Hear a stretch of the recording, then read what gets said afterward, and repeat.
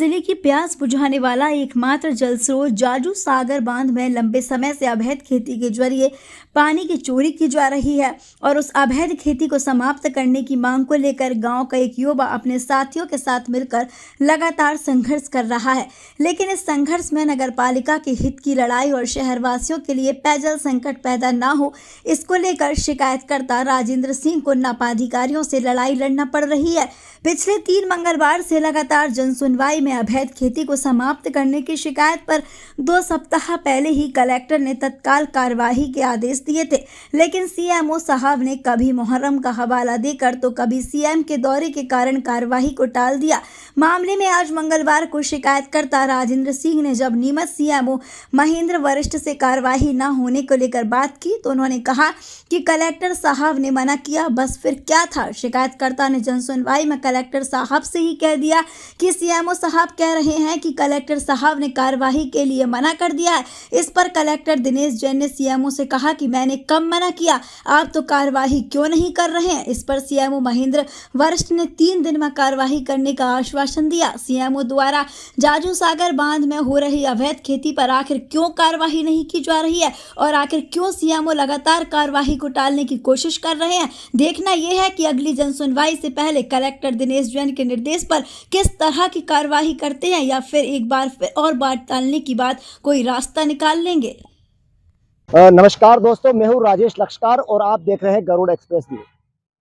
आज हमारे साथ में जो शख्स हैं वो पिछले 1.5 साल से नगर पालिका के आधिपत्य के जाजू सागर डैम में की जा रही अवैध खेती को लेकर संघर्ष कर रहे हैं। लगातार इनके द्वारा शिकायतें की जा रही है और लगातार प्रशासन को अवगत कराया जा रहा है।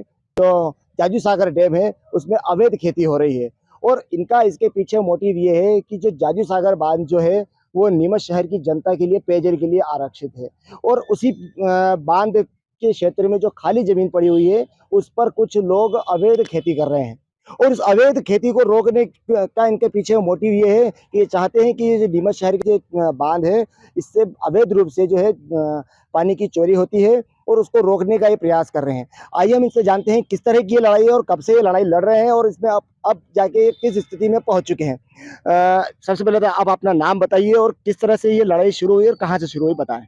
नाम है मेरा राजेंद्र सिंह सिसोदिया और लड़ाई ये सबसे पहले शुरू हुई थी। सबसे पहले तो नगर पालिका इसको पहले नीलाम करती थी डैम की ज़मीन को। उसके बाद कलेक्टर महोदय ने पानी की कमी के कारण डैम की नीलामी बंद करवा दी थी। तो उसके बाद भी कम से 2011-12 के बाद में आज दिन तक मतलब वहाँ पे अब धीरे धीरे करके और बढ़ गई है अतिक्रमण करने के लिए ज़मीन पर। मतलब हर आदमी, किसी ने 2 बीघा बो रखी थी, उसने 7-8 बीघा बो दी, 10 बीघा बो दी, ऐसे करके मतलब अतिक्रमण बढ़ता ही गया वहाँ पे। और वहाँ पे अंडरग्राउंड पाइपलाइनें भी डली हुई है, पानी चोरी भी हो रहा है वहाँ पे। तो हमने 14 जनवरी को शिकायत की थी इसकी। तो उसके बाद कलेक्टर साहब ने आदेश भी दिए थे कि सीमांकन करके खाई लगा दी जाए वहाँ पे। तो पूर्व सीएमओ थे यहाँ पे गरिमा पाटीदार, उन्होंने भी 6 सदस्यीय दल का गठन भी किया था और उन्होंने जिरन तहसीलदार महोदय को भी लिखा था पत्र कि मतलब सीमांकन करना है तो हम संसाधन लेके आएंगे और साथ के साथ खाई लगाएंगे। तो नगर पालिका की रुचि नहीं थी उस काम में, इसलिए तहसीलदार साहब ने भी वहाँ से आदेश जारी किया था, बोले नगर पालिका की कोई रुचि नहीं है इसलिए सीमांकन नहीं किया जा सकता। अच्छा, एक चीज बताइए, कोई व्यक्ति इतने लंबे समय तक क्यों इस तरह का एक संघर्ष जो कर रहे हैं आप, इसका क्या कारण है? क्या इसके पीछे मुख्य कारण क्या है?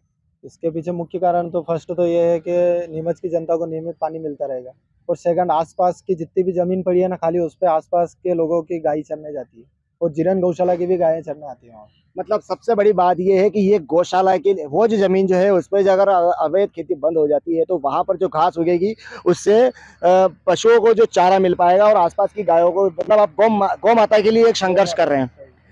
अच्छा, आपने जब अभी जो आपने जन सुनवाई में जो आवेदन दिया है, आप पिछले 3 मंगलवार से यहाँ पर पहुंच रहे हैं, तो किस तरह की बात सामने आई और उसमें क्या कहा है सीएमओ साहब ने? 3 मंगलवार हो गए, तीनों मंगलवार में सीएमओ साहब अलग अलग बातें रख रहे हैं। फर्स्ट बार गए थे जब सीएमओ साहब ने आए थे, एडीएम मैडम ने बोला था हाँ कार्रवाई हो जाएगी। सेकंड मंगलवार को गए थे, सीएमओ साहब आए थे, उन्होंने बोला कि आज तो नहीं हो पाएगी और कल और परसों मतलब गुरुवार शुक्रवार तक अतिक्रमण हटा दिया जाएगा। और इस मंगलवार को आज गए तो उन्होंने बोल दिया सीएम साहब का प्रोग्राम था इसलिए पुलिस बल नहीं आया, तो हम अब आगे करते हैं कार्रवाई। और उन्होंने सुबह मेरे फ़ोन पे भी बात हुई सीएमओ साहब से, तो उन्होंने बोला कलेक्टर साहब ने मना किया था कि अभी सीएम साहब का प्रोग्राम है इसलिए अभी रुक जाओ कार्रवाई के लिए। और वही बात आज मैंने कलेक्टर साहब के सामने बोली, कलेक्टर साहब ने मना कर दिया, बोले मैंने तो बोला ही नहीं।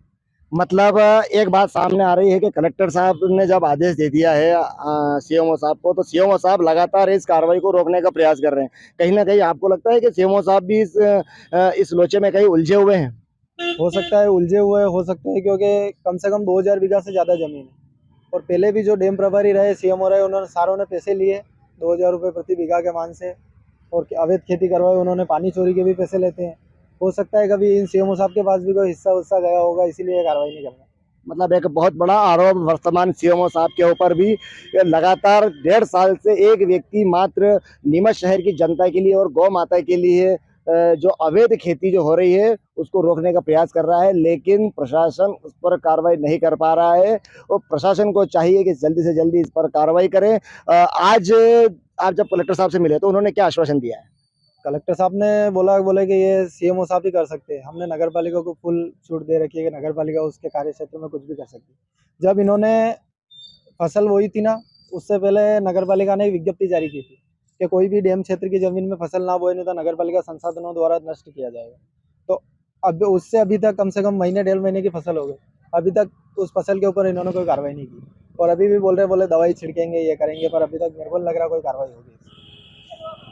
तो देखते हैं नगर पालिका प्रशासन जो पिछले 1.5 साल से नगर पालिका के लिए और नगर शहर की जनता के लिए जो लड़ाई लड़ रहे हैं उसमें किस तरह की कार्रवाई करते हैं। इंतजार है, 3 दिन का इन्होंने अल्टीमेटम दिया है कि 3 दिन में हम कार्रवाई करने वाले हैं। सीएमओ साहब ने कहा है 3 दिन में कार्रवाई हो पाती है या नहीं।